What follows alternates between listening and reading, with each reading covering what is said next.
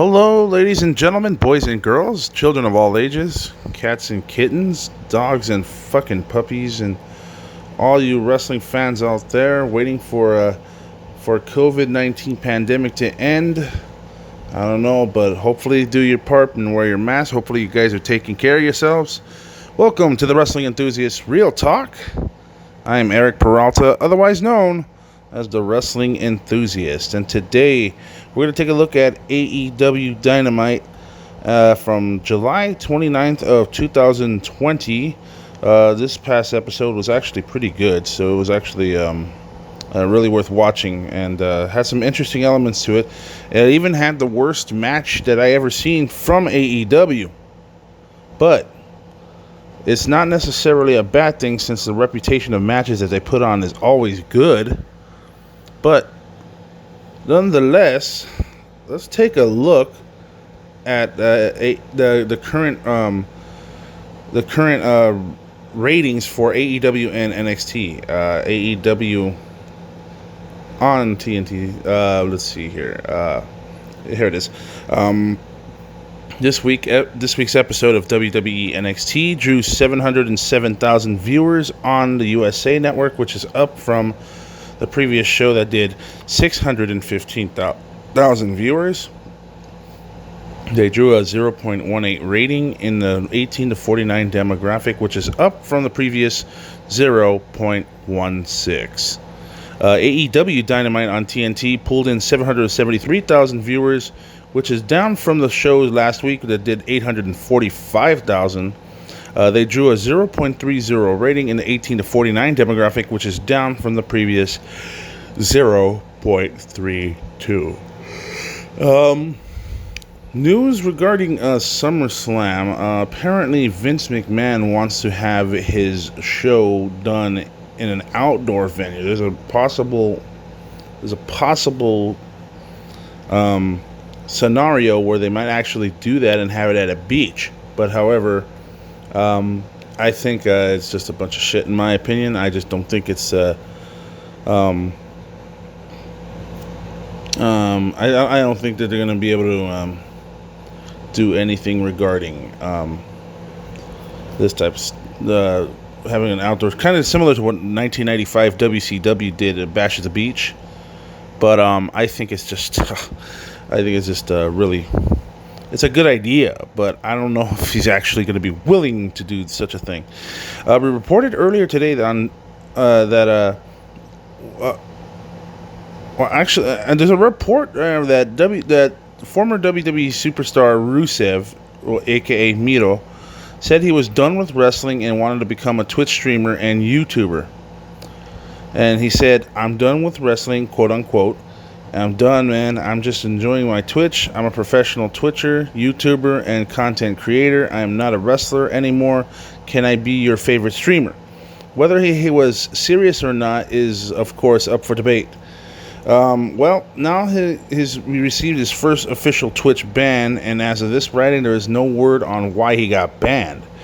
For what it's worth, Twitch bans are usually not permanent. They are issued for short periods of time, and they become increasingly longer for repeated offenses or the severity of the violation. So, apparently, he must have done something in order for him to get banned. So, I have no idea what he did, but there had to be certain situations. I mean, there was kind of like a similar situation when Impact Wrestling had the RVD segment with Katie Forbes. So, it looked like it was showing some twerking and shit, and sure enough, they ended up getting banned themselves. So, yeah, it's very interesting to know about, to know what the heck is going on. So, AJ. So anyway, moving on to the next story. AJ Styles has a message about wearing masks. Then, I guess he had a Twitch stream as well. And he commented about the concept of wearing masks during the COVID-19 pandemic. He said, "You know what? I was thinking today about wearing a mask in this COVID stuff. I'm not so sure how much it works, but I do know that if it helps you stop spitting when you talk to someone, that helps a little bit. If only keeps someone from freaking out for not wearing a mask, definitely worth wearing a mask.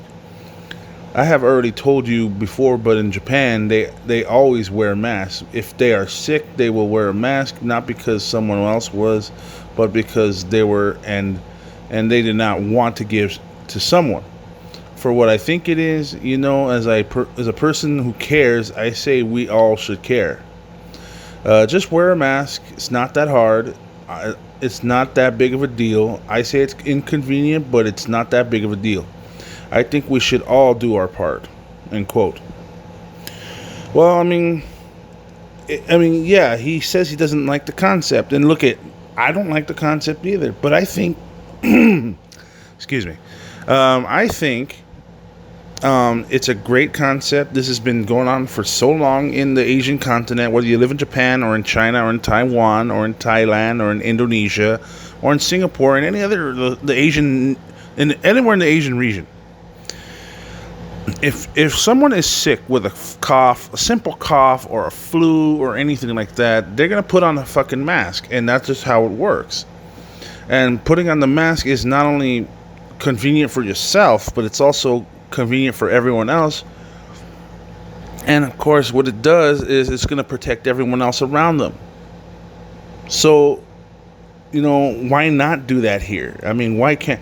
This is why we should always mandate the mask. We should always mandate the mask no matter what, because I think it personally, it's up to the individual, but in my opinion, I think it's much more precautionary to save the mask.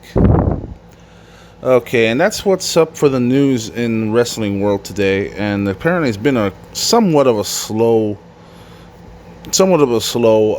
week. The only thing that's been noteworthy was Kairi Sane's departure. Obviously, she's getting back to Japan, and this is not a new news story. She's headed back to Japan after she got written off on Monday, badly, by the way. Even though she got written off, I think everyone else knew, and especially a day later, that she written on a Twitter response saying that she's leaving. It was a heartfelt message to all the fans, and then they sent out a video this past Wednesday. So,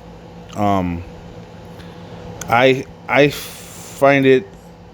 Well, I think she had somewhat of a good career in WWE. I want to say she had a good career in WWE, but I personally think that she could have done better. She could have had at least one run at the Raw Women's Championship, and it could have lasted at least a 1 or 2 week title reign, and then she would have lost it.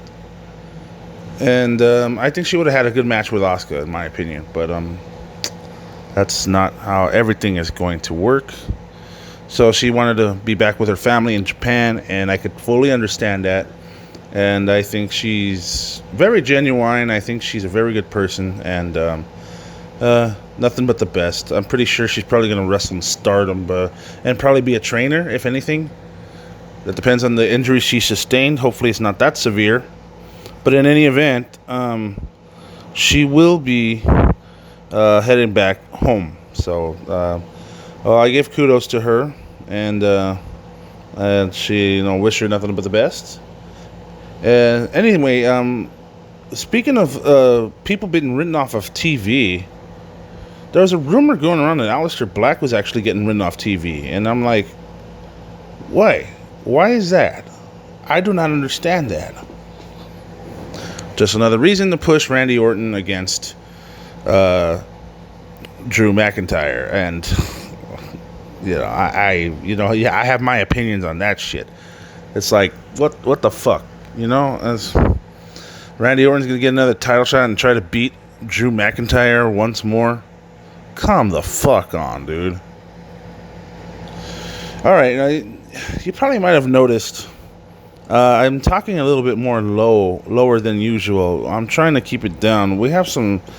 I have a guest next door to me, and apparently we have to keep it a little down because it's very sensitive to sound. So it's just and then the other guy next door is working On the other side of me is he's actually working, so I have to keep it down somewhat. But and then I'm recording this early in the day too, so I'm kind of like, usually I record the evening time when all the news has been brought out, and sometimes there's like wrestling coverage, so I usually record. But in this case, it's not. I couldn't do it. I couldn't muster the schedule, and so I had to record early in the morning. Now, speaking of which, I said last week that I was going to have a special guest here, Blake Bulletproof Troop. And yes, I did talk to him. I spoke to him. We had a video engagement on IGTV on Thursday. Now, however, there were some audio issues, and apparently the Instagram app was decided to shut down for some reason. And so we had a nice 30-minute conversation, and it was really cool. I asked him some questions. I put on some good questions. He gave me some good answers. He told me what his favorite type of wrestling was, which he likes the strong style wrestling, which is cool. He told me what he was going to do in his MMA career. He's going to go for the LXF heavyweight title and everything. And we had a good conversation. And he was supposed to fight back in March, but unfortunately, pandemic struck, and he couldn't go after the heavyweight title. And unfortunately, the bouts were canceled. So he kept on training, and then he kept on doing all kinds of other stuff. He went to stunt driving school, which looked cool. I thought he was in Demolition Derby or some shit. But it was so awesome, man. It was a nice, friendly, it was a cool conversation. But unfortunately, after we recorded,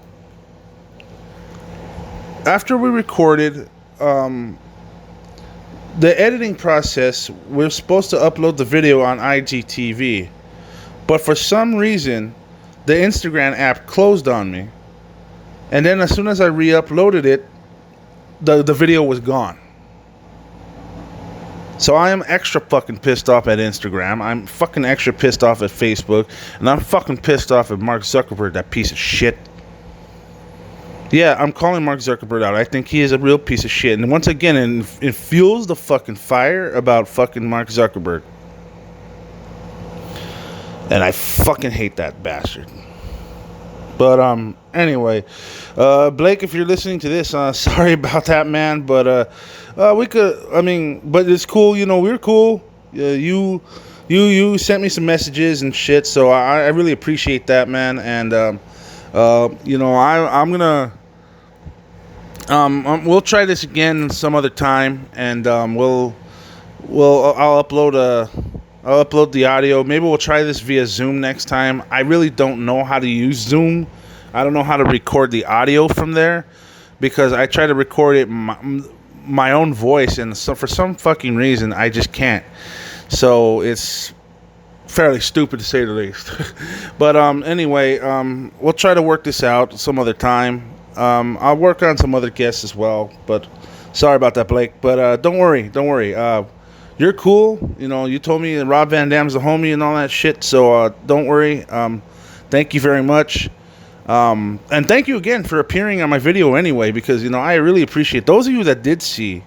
You do realize, that what it was a good conversation. So, I hope you guys that were there enjoyed it. So, but nonetheless, technology has hit a snag, and apparently it's even pandemic struck as well. So, fuck. But nonetheless, I have an interview with. I had the interview with Blake Troop, and it was awesome. Hopefully, we could do it again sometime down the road. I know he's busy. Training for his fighting, his fight, because he always be in shape, get ready. You never know, man. But he's a cool dude, man. Check him out. Give him a follow. Bulletproof Troop. Blake Bulletproof Truth, man. He's an upcoming fighter, man. Go check him out and train to be a professional wrestler as well. He does commentary for California Wrestling from Hollywood. Check him out. Give him a follow over on his Instagram. So speaking of which, the next couple of messages that I'm about to record, next couple of audio clips you're going to hear is basically my review. I actually recorded this a day before. So, with that in mind, here's a review of AEW Dynamite from July 29th, 2020. Alright, so AEW Dynamite, July 29th, 2020, the year where we're still in a fucking pandemic. And it's just fucking... I want this shit to be over with. Anyway, the start of the match, we see the Inner Circle start the show. And then here comes Best Friends with Friends, headed down with Orange Cassidy, the Best Friends team, and Jurassic Express. So it's a 5-on-5 matchup with Jericho and then Orange to start. Orange end up having vicious kicks, and then, of course, quote-unquote vicious kicks when Haggard doesn't sell them at all. And, the play kicking, that's what he's basically doing. So anyway, Haggard lifts and sends Orange into the corner and then lifts him again. Orange with his hand in his pockets, which it's fucking funny. Anyway, so he pulls them out and then boxes his ears, double slap on his face. So he tags in Santana, and then all of a sudden the entire Inner Circle come and try to jump Orange. Then the Best Friends and Jurassic Express start coming in to even the odds. So Aubrey was losing control of the match. She couldn't referee this. Jericho has Trent against the ropes, and then he is sent outside with Santana chopping him down.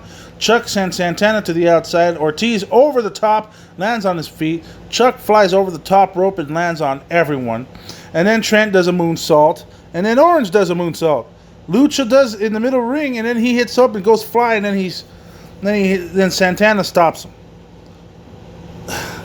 And I gotta tell you, there was a whole bunch of fucking shit going on in this fucking match. It was like a fucking clusterfuck of a match. And to be honest with you, this match, I just didn't really feel it. I just really kind of thought it was more of like a preemptive little clusterfuck. But anyway, that's another story. The way I see it, I just think that they could have done better. And they could have organized when everyone tried to showcase their skill here. But, nonetheless. So, anyway, if I could fast forward it to the end of the match. So, Orange Cassidy gets a Superman punch, the one that looked weak, was on Santana, and then Ortiz tried to do a power bomb on Orange, and then a knee strike from Ortiz, which looked pretty good. Half and half from Best Friends. They both started kicking Ortiz out of the ring. Here comes Jericho with a code breaker, and then here comes Jungle Boy with a backstabber.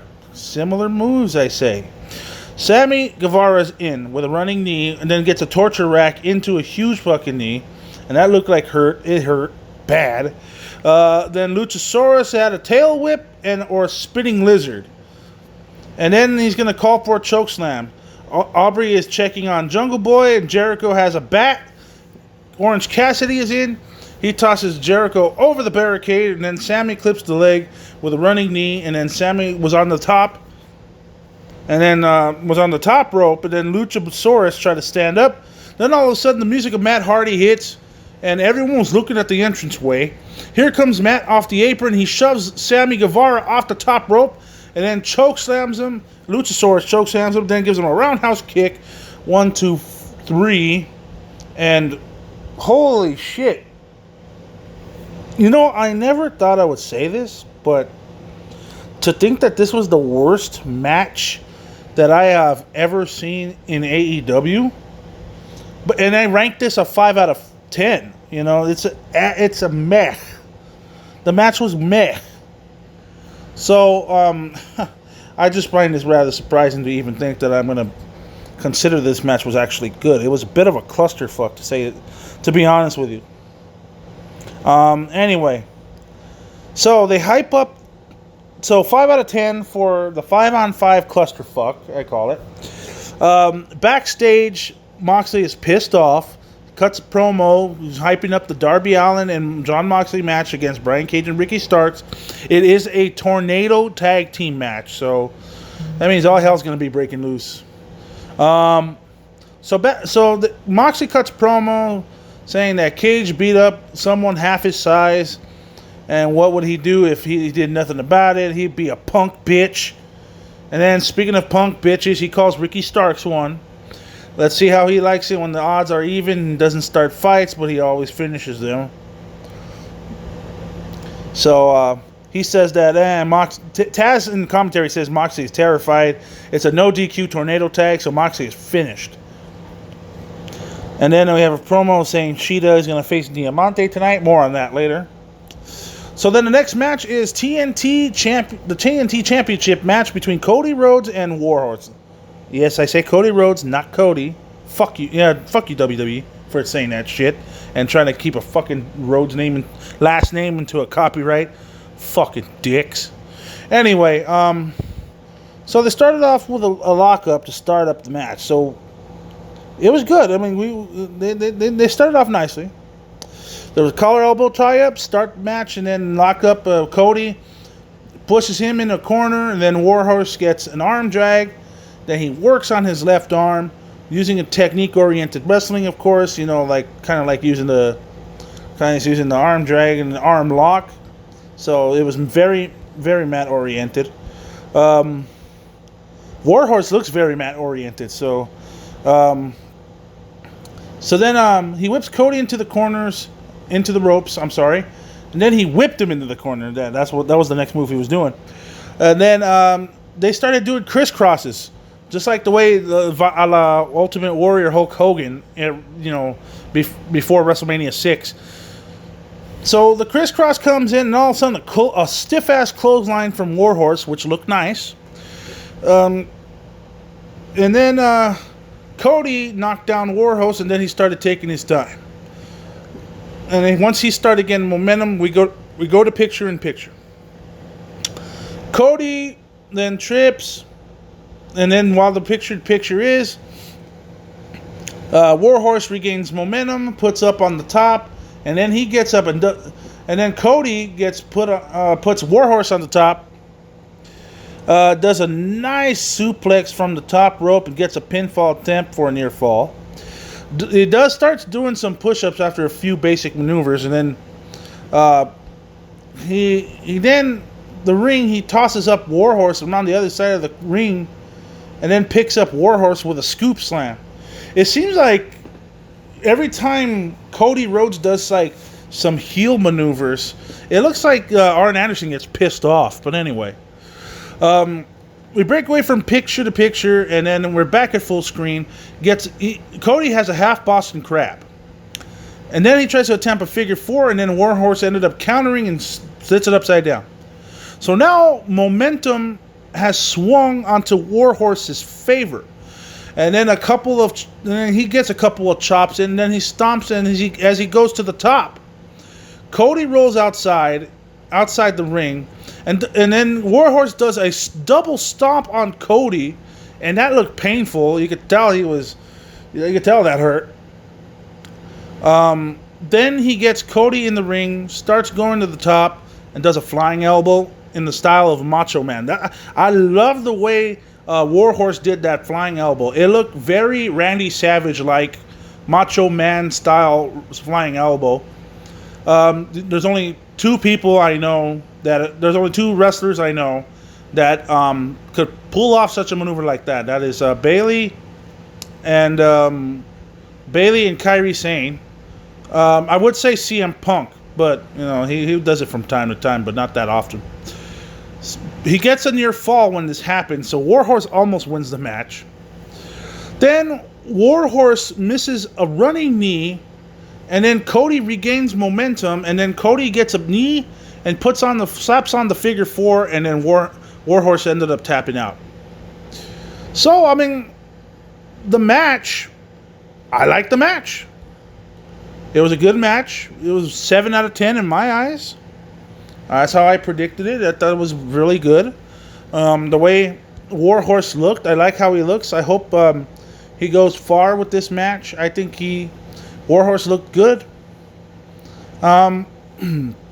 Cody then tried to shake hands with Warhorse, but then all of a sudden the Dark Order started running down to attack. So they sent out Warhorse out of the ring and then ended up attacking Cody. So then they started turning into Arn Anderson, looking to attack him, and I said, oh man, they're gonna fucking attack and jump on Arn Anderson here. So that's fucking crazy. Isn't he disabled, by the way? I don't think he can pull off any maneuvers, at least not that often. He's that neck injury back in '97. But anyway, so then all of a sudden they turned into Arn Anderson. And they were going to attack. I didn't know who it was. Was it 3 or 4? I couldn't know what members of the Dark Order that was. But all in all, that's what happened pretty much. And as soon as they were going to attack Arn Anderson, they thought they were going to jump on him. Here comes Don, what is it? Cardona? He used to be Zack Ryder. So, yes, here comes Matt. I'm sorry, it is Matt Cardona. Okay, AKA Matt Cardona, AKA Zack Ryder. So he comes in with the save. So apparently now it looks like Matt Cardona is now signed in AEW. So it's just another example of more ex-WWE guys coming in because they fucked up not using them, and boy, do they fuck up big time. I mean, I never thought. By the time of WrestleMania last year, that Cardona, aka Zack Ryder, and then his Kurt Hawkins and Zack Ryder, they were basically winning the Raw Tag Team Championship last year, which kind of surprised me when they beat FTR, aka the Revival, in a kickoff match at WrestleMania last year. But it's fucking embarrassing that they didn't use them. They kind of fucked them over anyway. And same thing with the Good Brothers. Same thing with Eric Young. Same thing with Sarah Logan. And same thing with all these other good talents out there. Especially the ones at NXT, including Deonna Purrazzo. And look at her. She's Impact World Champion now. Don't matter because she's not under contract, but she's still the champion there. This is a prime example of how Cody is actually welcoming them with open arms and actually giving them some television time and actually giving them some sort of push in one way or another, or they're about to get them a push or get them some exposure or whatever it is, national television wise. But when they were under the WWE umbrella, what happened? Vince fucked them over. And this is the end result. And now I've been hearing, when Kurt Hawkins got signed with the Impact Wrestling, what ended up happening? He didn't like that, did he? Oh, fuck you, Vince. You and your fucking two-way street. You think that fucking with the talents... fucking with the talents by not giving them any type of exposure whatsoever to television, and then you fucking fuck them over and don't book them right. Anybody that has talent doesn't get booked right in WWE, and anybody that doesn't have talent is booked to the moon. And this is what pisses me the fuck off. I see these talented wrestlers doing crazy shit, doing athletic shit, and all kinds of good shit. And then when they go to sign with WWE, they get fucked over. So bad. So wrong, and it's bullshit. Now look at what's happening. Vince McMahon, and I'm going to say this real quick. Vince McMahon actually said that we need to build more stars, new charismatic stars. We'll start be booking new talent pretty soon. And look at what he did. They lost Kairi Sane, and I don't know what happened to Aleister Black. They've written him off TV. Just like the way they've written off Kairi Sane. And judging by the way Ricochet and Cedric Alexander look, they form a tag team only for them to job all the time. Now, I'm not hating on Andrade because at least they're pushing Andrade and Angel Garza. But they're not pushing Humberto Carrillo. They're not pushing Bianca Belair. They're not pushing any of these guys that have skills. What about Akira Tozawa? Oh, so Akira Tozawa could win matches in NXT, but on Monday Night Raw, he can't even beat R-Truth. What the fuck is going on? Vince McMahon is so full of shit. I bet you anything he can't believe it himself. Fucking old man. Fuck, man. Someone give him some fucking Pepto-Bismol. Anyway.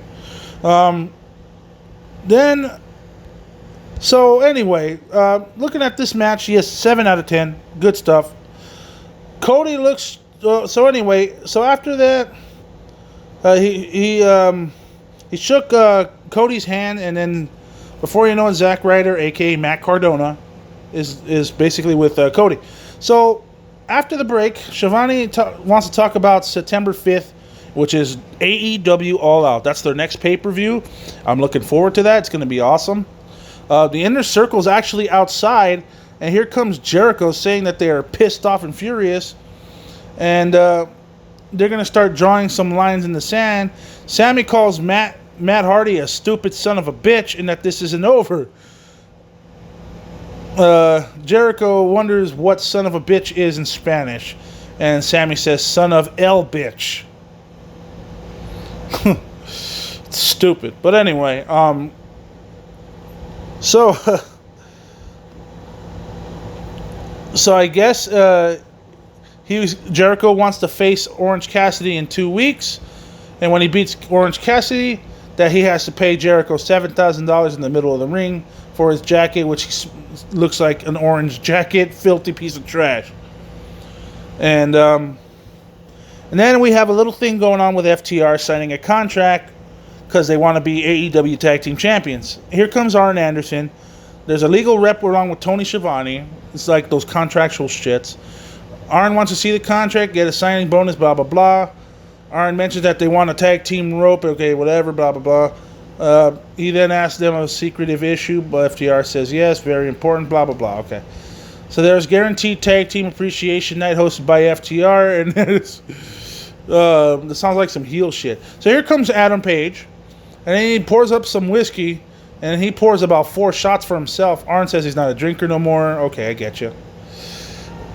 Anyway, we're back to the present time. It's just fucking hilarious. We got a review of what happened with Dark Order Hangman Adam Page until FTR comes and saves him. Omega comes a little later than he should, and then we are back to present time, and then the Dark Order makes their entrance. Following the match is for the tag team titles, so it's Stu Grayson and Evil Uno from the Dark Order taking on Hangman Adam Page and Kenny Omega. Well, I mean, to be honest, I actually like this match. So the way this match started, the way this match looked, my question is, was Adam Page still drunk after all that whiskey he drank? Especially early, if that contract signing was earlier in the day. Oh yeah, and by the way, Adam Page just turned 29 years old this past Monday, so yeah, happy belated birthday. I know it's a couple of days late, but there you go, you know. So anyway, so here comes Kenny Omega, and the Dark Order tried a failed attempt at jumping Hangman, but then here comes Kenny Omega. Kenny and Stu Grayson ended up starting the match. And both Kenny and Adam started attacking right from the get-go because they started getting with fast attacks and they had some momentum going on. And then, it was great. They try to attack as fast as they possibly can to get some momentum. So they had the early advantage going into this match. So Stu Grayson was in deep shit, and then he tagged in Evil Uno. So Page knocks Stu Grayson down off the near the ring apron, and then he hits a crossbody onto Stu Grayson to the floor, while Evil Uno slings Adam Page to the post. He started building.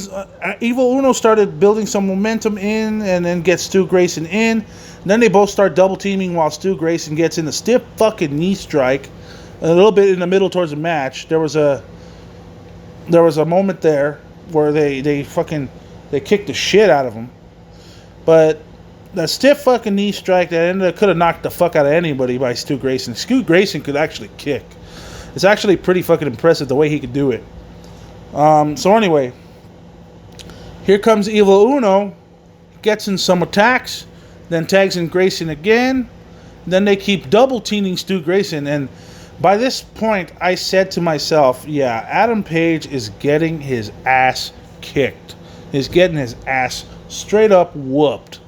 Whooped like a fucking dog. And, anyway. So then here comes picture to picture. So while I'm trying to watch it in picture to picture, while there's commercials going on the left side of the screen, the major portion of the screen, it looked a little sloppy a bit. I mean, it looked a little sloppy by Evil Uno. It looked like it kind of dragged in a little. So they kept on attacking Adam Page.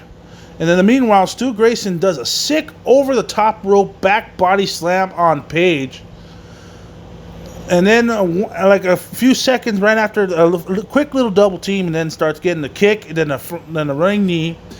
Page started fighting back. And then Grayson tries to get some momentum going, and then finally Kenny Omega gets a tag. And a nice bit of momentum was trying to get for Kenny Omega to get again. And then all of a sudden, now Kenny and Adam Page start getting momentum back. So he gets a V-trigger attempt, and then he misses, then gets chopped by Stu Grayson. But then here comes Kenny, sends in Grayson over the top rope and onto the floor. So then Uno, who was tagged in, the legal man, Evil Uno attacks Kenny, and then he gets a near fall out of it. Dark Order ended up getting a belly-to-belly suplex. And then Stu Grayson does a sick 450 splash, which that looked devastating in my opinion. So then a Snapdragon attempt, but then all of a sudden Adam Page comes out of nowhere and lands a sick lariat, but then Stu gets sent onto the floor.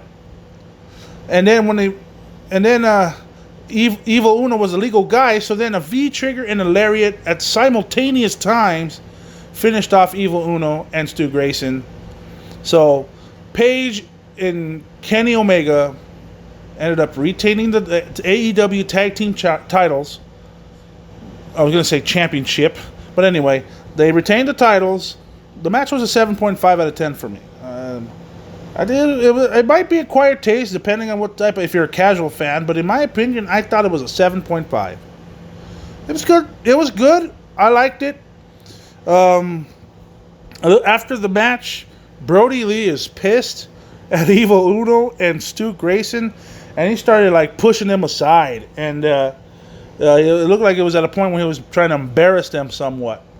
So anyway, Brody Lee is pissed off at the losers, and then all of a sudden, when he was talking smack about Kenny Omega and Adam Page, talking about his friends, specifically in Kenny Omega himself, where's his friends at, and then all of a sudden here comes Matt and Nick Jackson of the Young Bucks.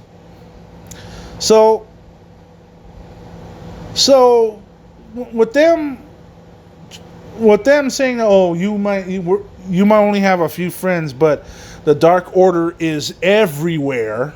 So if the Dark Order is everywhere, where the fuck are they? All of a sudden, I see two more members pop up from the left side near the ring rail, and then on the other side of the ring rail, near the other side of the ring, there's two more. So then all of a sudden, a big brawl was about to happen, and then all of a sudden, FTR shows up out of nowhere, and FTR clobbers Brody Lee and some other Dark Order members with another cooler box filled with ice and beer. So then all of a sudden, a big brawl started to happen, and then all of a sudden, the Elite, Matt and Nick Jackson, siding with Kenny Omega and Adam Page, all of a sudden, them and FTR started fighting off the Dark Order members. So that was a little segment and probably a little preview of a rivalry that's about to come, I guess. So anyway, after Dark Order retreats, there's a little promo by Dr. Britt Baker about Big Swole, because obviously they have some sort of rivalry going on, which ended up making Big Swole gets kayfabe suspended. But anyway, so what happens is she mentions Big Swole, and then it says next week or sometime. Yeah, I believe it would be next week. Big Dr. Britt Baker will have Big Swole battle an opponent of Britt Baker's choosing, and I wonder what that's gonna be. I have a feeling her assistant's gonna end up fighting her. That's what I'm thinking. Her little assistant. What is her name? Anyway, but let's move on. Meanwhile, Diamante versus Hikaru Shida in a non-title match. And this match is about to start. But before the match starts, Diamante is already in the ring after a commercial break. And there's a video package that showcases Diamante. And I liked the video of her. I actually liked it. It was actually really good. So anyway, the bell rings and Shida tries to shake her hand. Diamante ended up palming her in the face. And then a nice start by Hikaru Shida. Shida started striking her with a couple of punches and some knees. There's a few basic maneuvers, but then she all of a sudden started gaining some momentum. Shida then takes her outside the ring and knocks Diamante and then puts her into the middle of the ring barricade, in the ring rails, and she is just hanging there planking. And then Shida steps back a couple of feet, and she starts getting a running strike and a running knee strike on Diamante while Diamante was hanging. That was a nice little move.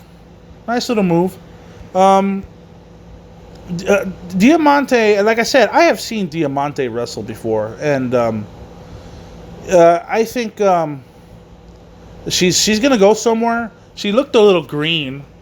I'm not gonna lie. She looked a little green in this match, but I think it's because it might have been a little nerves or something. I don't know, but I think she could pull off some good moves. But anyway, a little bit towards the end of the match, Shida was getting attacked by Diamante with a couple of chops. Then Shida dropped to the bottom rope, and then Diamante grabbed her only to be shoved away. She rushes and hits a stunner to Shida, gets a near fall. Diamante then calls for the end and looks for the Raw Destroyer, and then Shida pushes her off, and then Diamante kicks the abs right in her midsection. She ended up lifting Hikaru, then goes for the Canadian Destroyer again. But then it turns up into a roll-up, and then Shida's too close to the ropes, and that might have been a slight fuck up there. But anyway, Diamante hits a knee, and then Shida fights back and gets a couple of rights. Then she locks the head. Shida gets a suplex after a little bit of a delay in there, gets a near fall, but then all of a sudden, Shida ended up striking Diamante with a running knee, and then gets for the cover. 1, 2, 3. Shida, she gets better every time. She just makes shit that looks like it hurts, and it does. She's hard hitting. I will give Hikaru Shida some credit. She knows how to strike her opponents, and definitely knows how to fuck shit up. So anyway, 6 out of 10, not bad. So anyway, after the match, Nyla Rose is with Vicky Guerrero in the back, and she picks a color to determine her tag team partner for the AEW Women's Tag Team Tournament, which is going to take place, next week or the week after, something like that. So it's all color-based stuff, and she picks purple. And when she picked purple, she said, "Oh, that's my favorite color." But then, what is her name? She said the ring announcer. They don't say what her name. Dasha, I believe her name's Dasha. Anyway, so she said actually someone else already picked purple, so your opponent, their tag team partner's already picked, and it turns out to be Ariana a.k.a. Cameron, formerly of the WWE. You know, I'll be honest and blunt. I have not seen Ariana fight in recent times yet. I might have missed something. But how is this going to work? But then again, you know, she's probably going to work on her craft. I'm pretty sure she has. But, you know, we'll see how this goes. So, all right. So, we got something going on. So, former WWE Cameron. And let's see how this works. I mean, because, like I said, she got a lot of flock when she was in WWE. Someone even claimed that she was one of the worst and one of the worst performers in WWE. So I said to myself, well, why would you say that, really?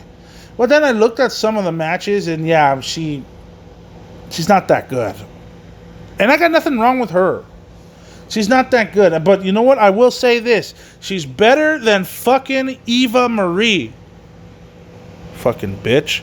Anyway, so, with that being said, we have a little something of a segment called MJF's State of the Union. What the fuck does this mean? So, I wasn't hesitant to find out. So, I wanted to see what was with this, and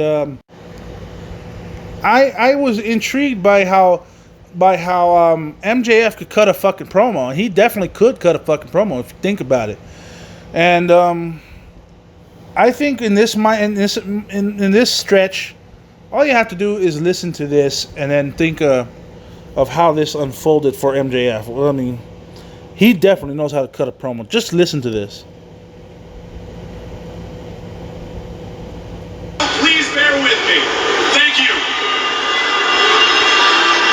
Right now, I'm sure you people are shocked to see me here on Dynamite 2 weeks in a row. Yeah, not on the sidelines, you know, with the bench warmers. You're doing great, by the way, guys. Proud of you. Proud of you. Now I'm sure you're asking yourself, MJF, that's a really good point. Why does that always happen to you? I'll tell you. The reason I'm never spotlighted 2 weeks in a row is because a certain individual is afraid of being upstaged 2 weeks in a row. And that is why it is time for a change in leadership around here. Change. It's a powerful word I just used. I remember when this company first started, I saw men calling for change. One man in particular called for a paradigm shift. He said he wanted out with the old and in with the new. Well, I don't know about you people, but a guy on top of the card who gets to do whatever he wants, say whatever he wants, and wrestle whoever he wants, simply because he came from the place of Titans, isn't new. That's old hat, brother. That's a shot at This quickly went from being a revolution and has unfortunately turned into a dictatorship, and that is why Jon Moxley is not my champion. Now hold on, people. I cannot tell a lie. Absolutely. I will not stand here and pretend that Jon Moxley isn't one of the greatest wrestlers our great sport has ever seen. However, I feel it's high time that we, as a society, have an honest discussion about all the negative side effects that have occurred ever since the Moxley reign has started. Wrestling. It's on the marquee, and yet people, where is it? All I see is a bunch of great wrestlers having to come out here and perform gymnastics, flip-flop and fly and or almost die in an attempt to make you, the viewers at home, think they're good at their job. That's just wrong. But I don't blame you, AEW fans. You see, you have been brainwashed into thinking that that is what good professional wrestling is. And that brainwashing starts all the way at the tippy top. And that is why, Jonathan, a world champion is supposed to lead by example. He is not supposed to let his roster mates come out here and play wrestle, and he's damn sure not supposed to come out here and cosplay as a specific wrestler, and that's a stone cold fact.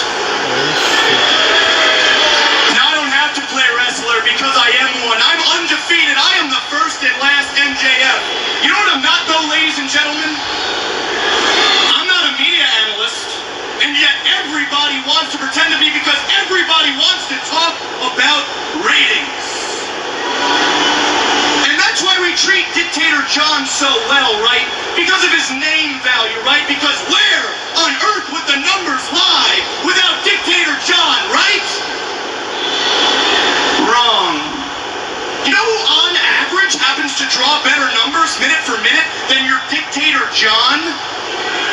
Yours truly. Oh, you didn't know that, did you? That's because Dictator John doesn't want you to. See, according to Dictator John, I'm not on his level. Why should he have to deal with the likes of me? And to that I say, how dare you? AEW is meant to be the land of opportunity, and you've squandered that, and that is why it's time for a new guard around here. Because the old guard's been running the show on this planet for centuries, and look where it's gotten us, people. War, famine, disease. Our earth is dying and so are our morals, and yet here we are with John Moxley running the old guard, and our infrastructure is falling and falling fast. Well, I'm here to tell you people that I can catch this company, throw it on my back, and sprint this brand up the steep terrain to the very top. Because my talent outweighs your tenure, John. I am AEW. I bleed black, white, and gold. I'm the guy who's going to be leading this company for the next 25 years. Do the math and grab a calculator. And that is why I'm making a promise to you that I will not stop until we go from happily plan-handing each other for being the alternative and transform this brand into the pinnacle of professional wrestling.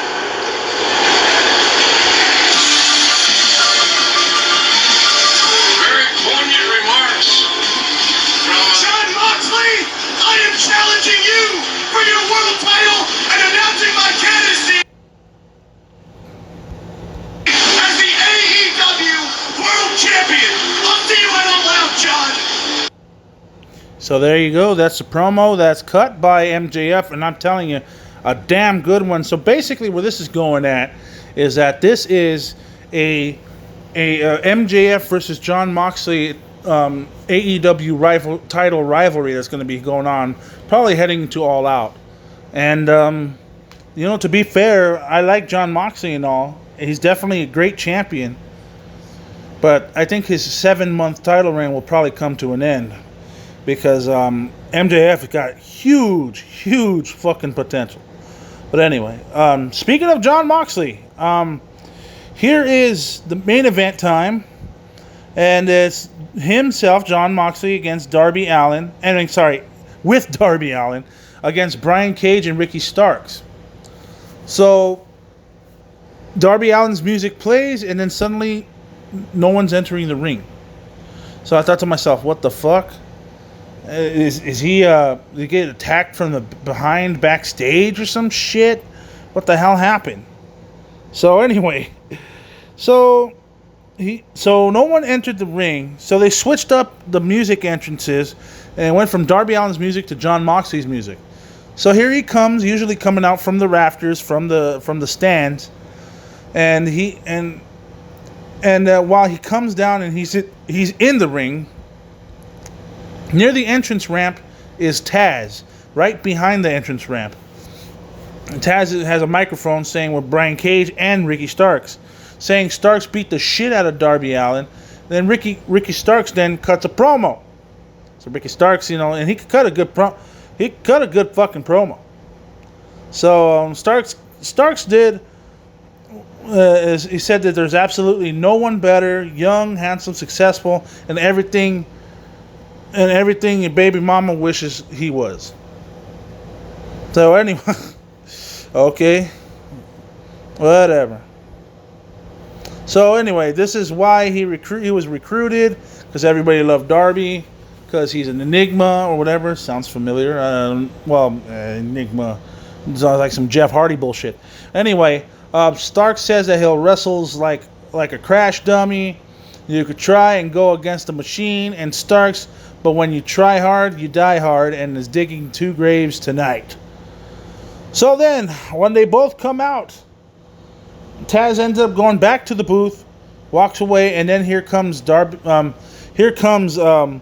Cage and Ricky Starks. And as soon as they both come out and make the entrance, Darby comes out of nowhere and freaking does a coffin drop from the top of the entrance ramp, on the top of the tunnel. So he knocks Cage down and Ricky Starks. And it's a short-lived advantage because Brian Cage grabs Moxley and then starts wrestling him around the ring. And while Darby deals with Starks, he headbutts from Cage to John, and then Darby starts dropping some right hands onto Ricky Starks. Darby enters the ring and flies over the top rope onto Cage on the outside. So we finally get everybody in the ring because they started brawling. So it was just it showcases just how crazy Darby Allin is, which I will showcase more. He's just a crazy motherfucker. I see in a moment in the match he does a failed tope suicida, especially after they grabbed a couple of trash cans. And anyway, he did a failed tope suicida which landed awkwardly, which was kind of a botch. Brian Cage ended up catching him, quote unquote. I say that loosely because he didn't really catch him. He just had momentum and he just picked him up from the floor. But whatever, small minus for that. But anyway, there was a moment where Brian Cage carried Jon Moxley and then Darby Allin at the same time during picture-to-picture, and he carried Jon Moxley and Darby Allin at the same fucking time. He carried both of them at the same fucking time. That is crazy. Cage and then Starks grab Darby in the corner. Cage gets a German, and then Darby and Ricky goes for a cover. 1-2, nope. Cage lifts Darby, and then Starks hits the ropes. A chair to the face from Moxley, and that was a stiff ass chair shot. I thought they banned the headshots, but anyway, nice maneuver there, and there was some good mat wrestling there. It showcased about what Ricky Starks doing on Darby Allin, started attacking him, and Darby Allin was getting fucked up. Just like last week when he got concussed, you could see. So anyway, so Darby Allin is in trouble, and Ricky Starks does this Jujikatama-like armbar, which is basically it's like an armbar that's twisted and contorted like in a certain manner. But anyway, a little bit towards the end of the match, the Darby Allin comes out, and then Starks ended up beating him down with some right hands. He gets whipped into the corner. Starks then missed a shoulder tackle and hit in the post.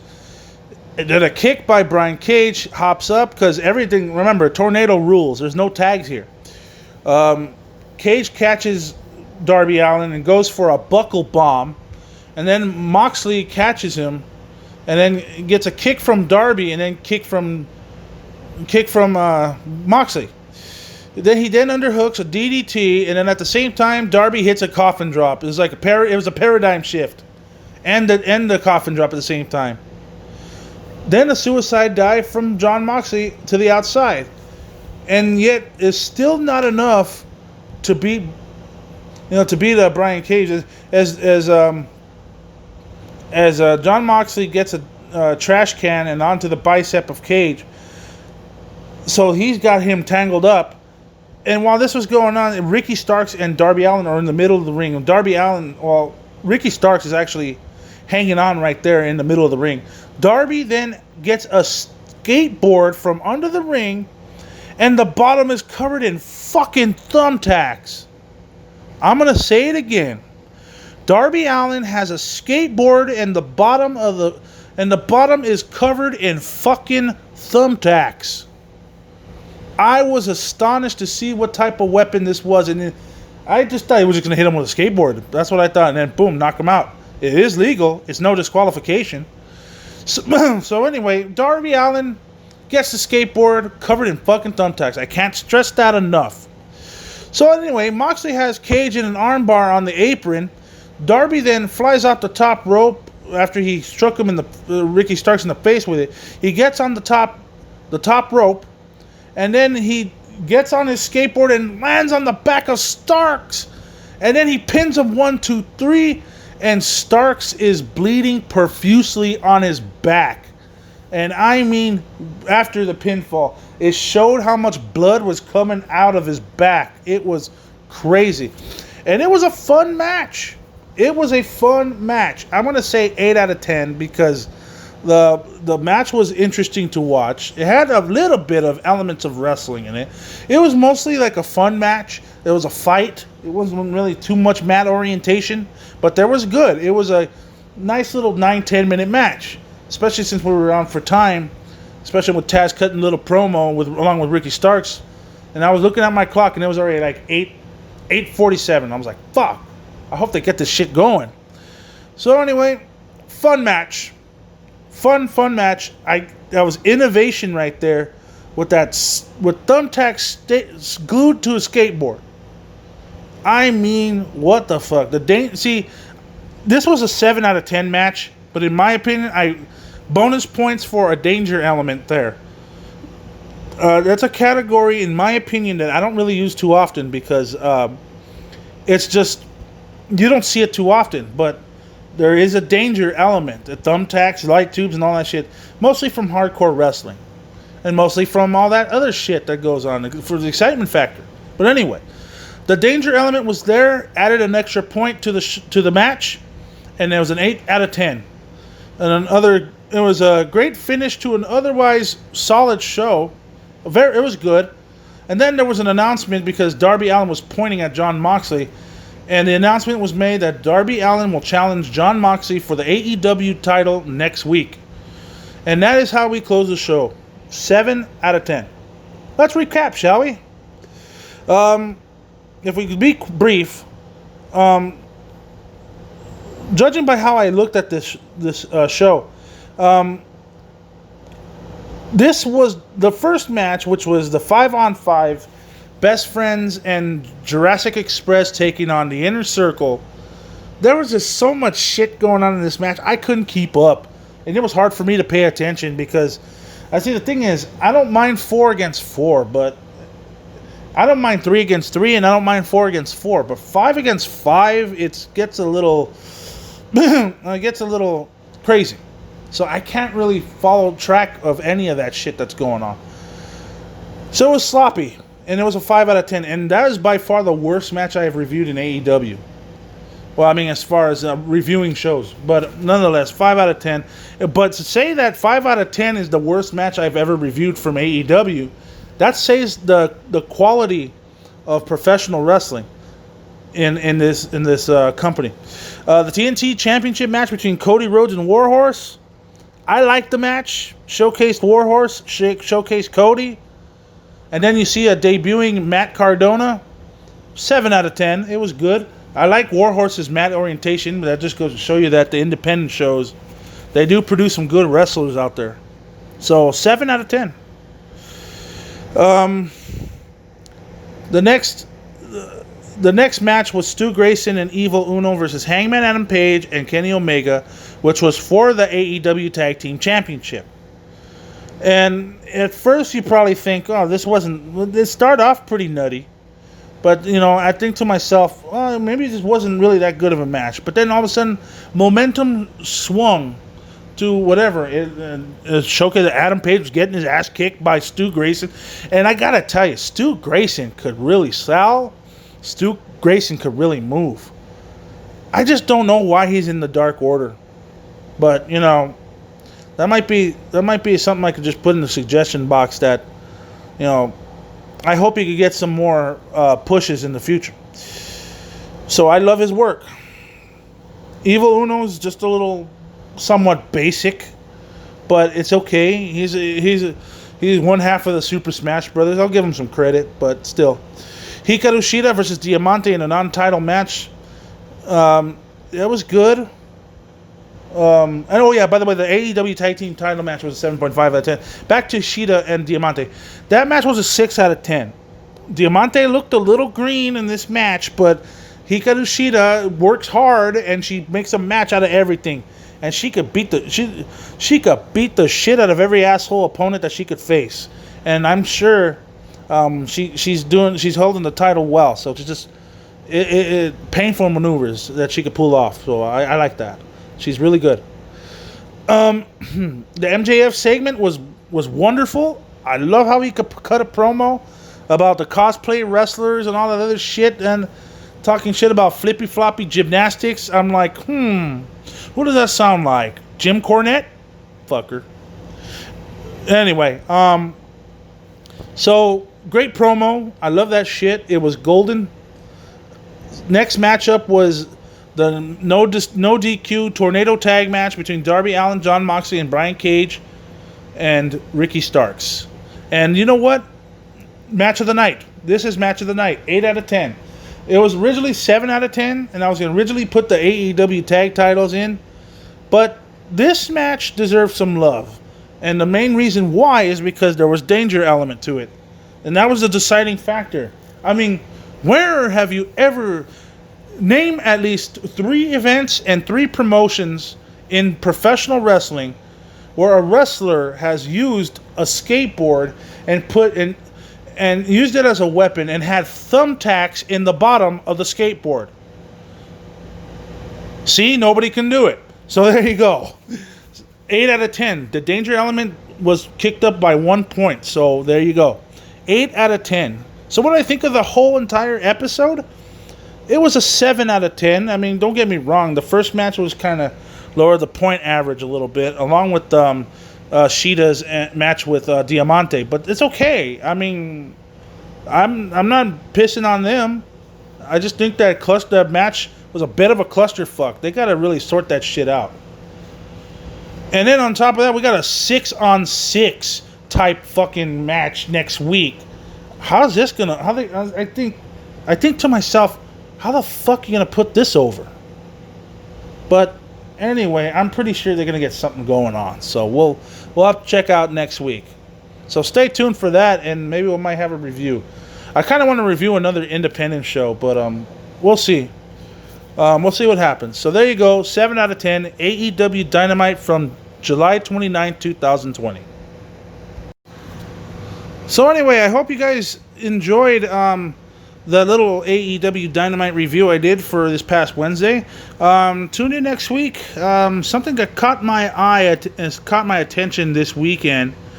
There seems to be a GCW show. I don't know if it'll be streamed, and I don't know if it's going to happen or not. That depends on pandemic type of or a deal that they got going on, pandemic regulations. But there's going to be a GCW show that caught my attention, and let's see how it goes. Maybe I might review that show. We'll have to wait and see. But in the meantime, I hope you guys enjoyed this episode of the Wrestling Enthusiast Real Talk. Hopefully on Monday I'll release another episode, and we'll talk more wrestling, and we'll do another wrestling review. Just a quick friendly reminder that I'm available on Spotify, also on Giles Savin, on Google Podcasts, Podcast Addict, Spreaker, and hopefully we'll be coming soon to Deezer. Actually, I'm on Deezer already, but hopefully there'll be more platforms coming soon and distributions. Also, follow me on Instagram at the Wrestling Enthusiast Real Talk username. Click that blue follow button, and sure enough, you get to see the Wrestling Enthusiast quickies. I have produced about 12 episodes so far. So take a look at it, and hopefully you might enjoy that. But in the meantime, this is time to sign off. So this is Eric Peralta, a.k.a. the Wrestling Enthusiast, reminding you to wash your ass. Goodbye, everybody. See you next week. Bye-bye.